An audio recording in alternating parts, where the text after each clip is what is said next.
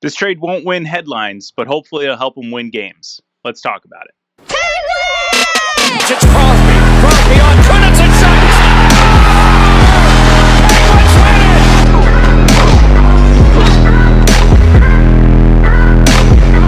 Sees part for Crosby to the goal. He scores! Buckle up, baby. Are you kidding me? And on Fane, the shot, he scores!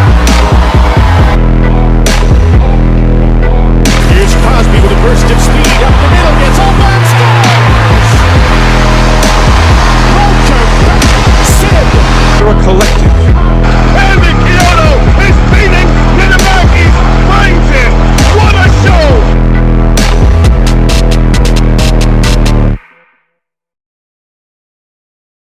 The Pittsburgh Penguins make yet another mid-season trade as Kyle Dubas continues to cook, this time with the Columbus Blue Jackets. They receive forward Danton Heinen, a 2026 second-round draft pick, and a 2027 third-round draft pick for Yegor Chinakhov.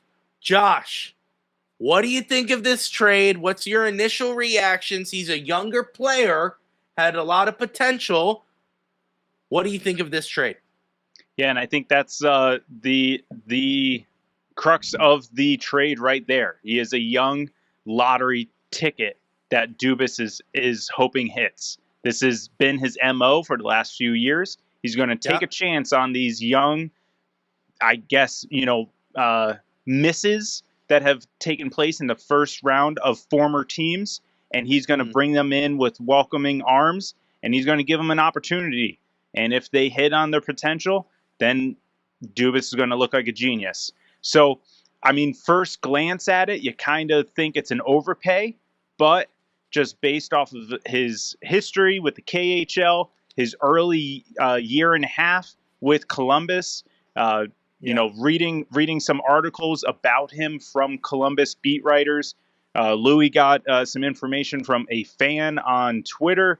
It seems like the potential for a 30 to 40 goal scorer is there. He's got the skill. He's got the ability. It's just a matter of, does he have the opportunity?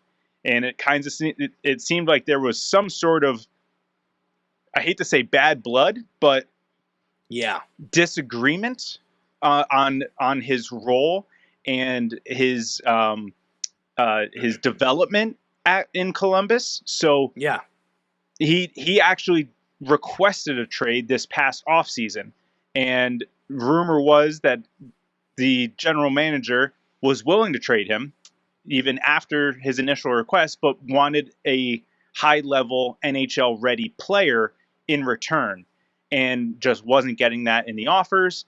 And they just made a trade about 15 days ago, I believe, for an NHL-ready player. So I guess he was a little bit more welcoming now for a lesser player in Danton Heinen, in addition to those draft picks. So, I mean, I don't hate it. I mean, we have the draft capital. As long as it's not a first, I'm cool, shuffling around these second, third, fourth round picks. Yeah. Trying to do whatever you need to do to get the young talent, get whatever you need to try to win.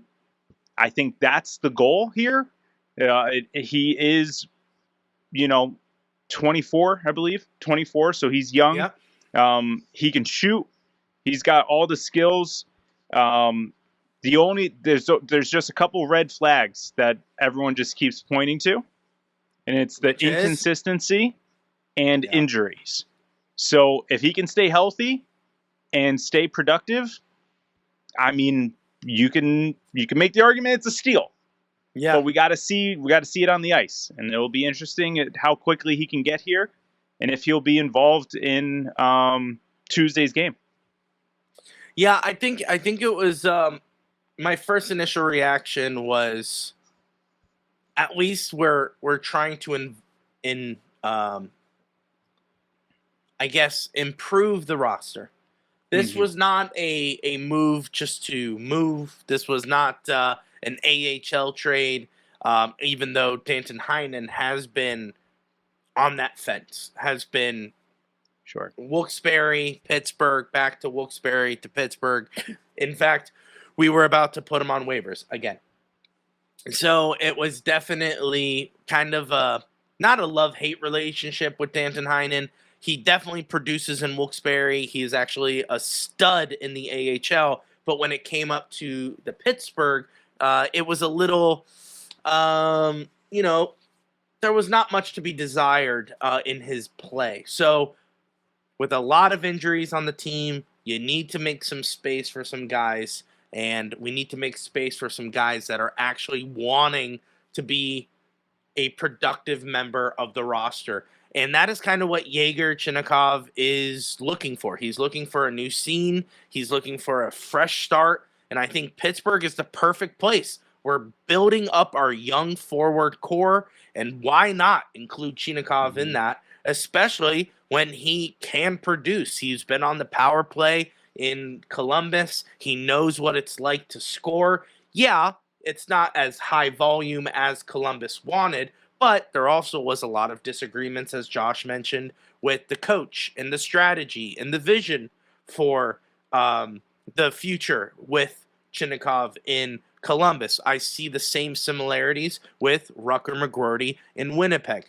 Didn't like the vision and future for that, wanted out, found a home in Pittsburgh, and you can safely say that Rucker loves Pittsburgh. He is here. He understands the vision. He wants to be a part of the future, and it sounds like they are building up this young core around an older core on their way out. And we all know that Kyle Dubas has 500 million draft picks, which is not true. He has 30. At the time, 28. So he had 28 draft picks.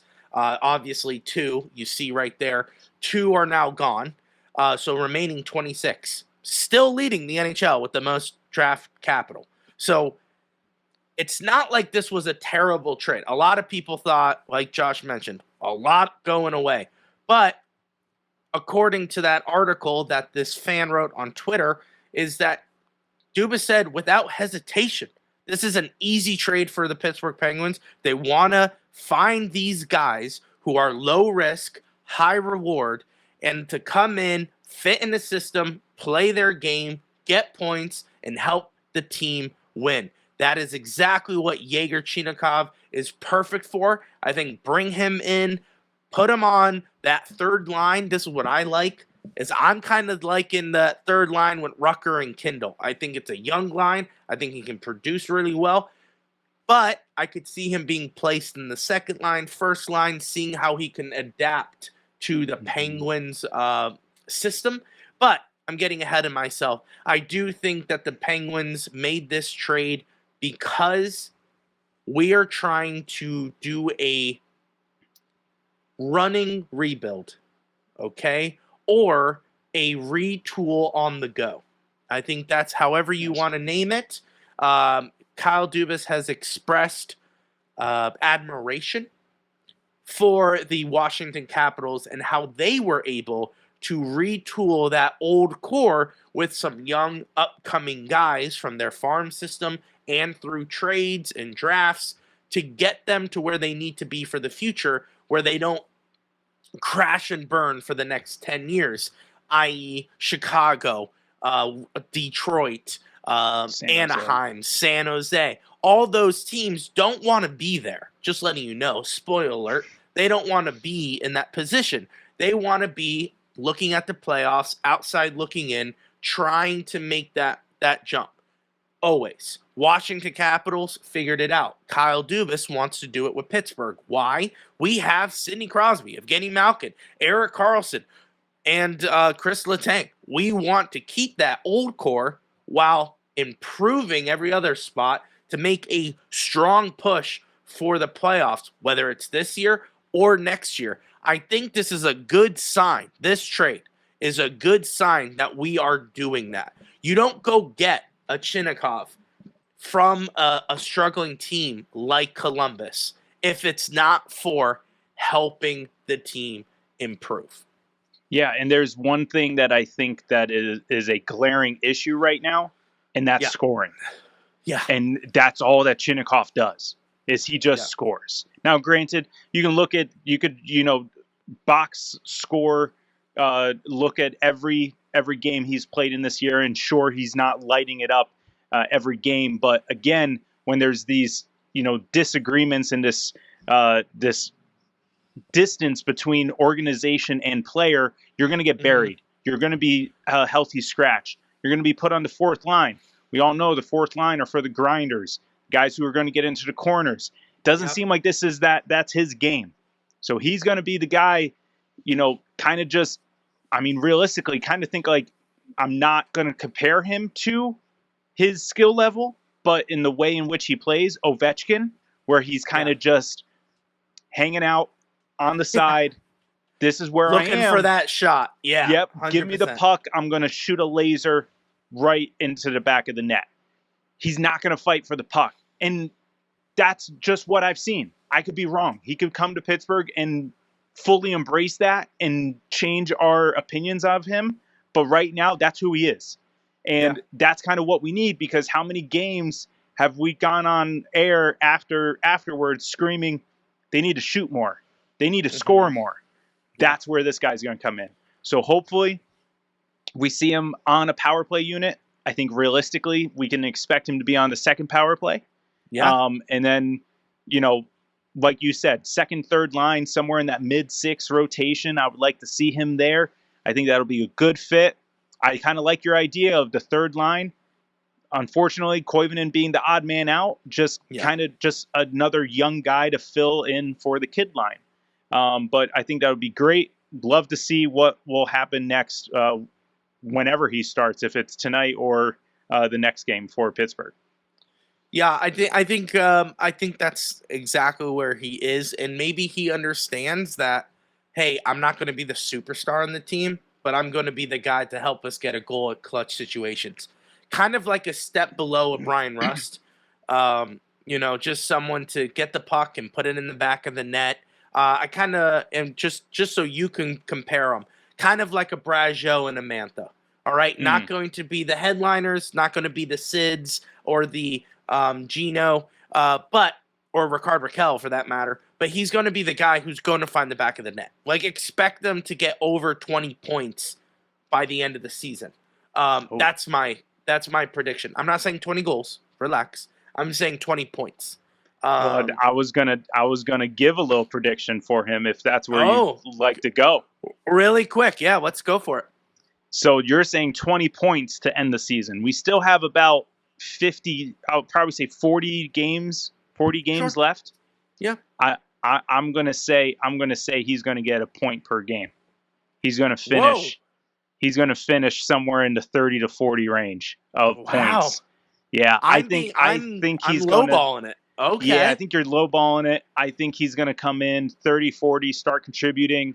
I think this is something that the Penguins need, because you look at it, we are a team full of playmakers, not scorers. Yeah. Sidney Crosby, as much as he scores, he's a playmaker. Ben Kindle, Rucker McGroarty, Koivunen, Rust. These guys are playmakers. They want to feed other guys to score. They are looking pass first, not shoot first. Yeah. Chinakhov is all offense, he's all goals. Shoot first. That's a good point. That's a really good point. I think he's going to want to prove himself. He's already tried to do that in Columbus, and he did have a good first season with Columbus. He had like 50-something points in like 60, 70 games played in his first full season with Columbus. So if he can stay healthy for these last like 40, 50 games that we have left here, I can see him, finishing, including those 6 points or 6 goals that he has so far with Columbus in total, ending the season with 30 to 40 points. So as long as he stays healthy, I think that'll be where we see him at the end of the year. Yeah, and I think that's the real important part. I think it's super important to see how he responds the first couple of games. The boys were buzzing. They just dominated Chicago. Yeah, they're having a really good time. I think when you come into a team where they're buzzing, it's a lot easier to transition into that.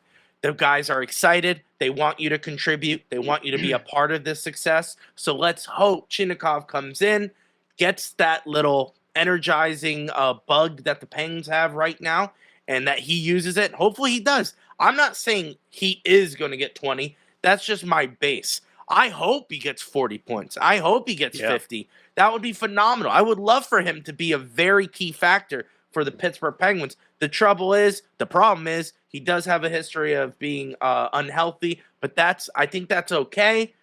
I think we just got to figure out. We have to see.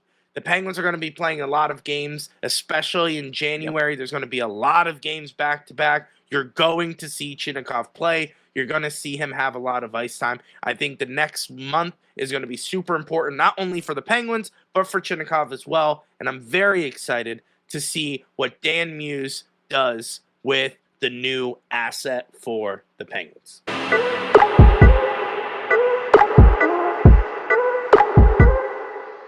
All right, guys, as usual, we want to hear from you. Are you in or are you out on Chinakhov? Was it a good trade? And where do you see him positioning himself in the lineup for Dan Muse? Don't forget, we go live after every single game. So make sure you're following us on all social media platforms at Pens Collective. Louie, as always, let's go Pens! It's Crosby on Trinity shot. Penguins win it! Buckle up, baby. Are you kidding me? We're a collective.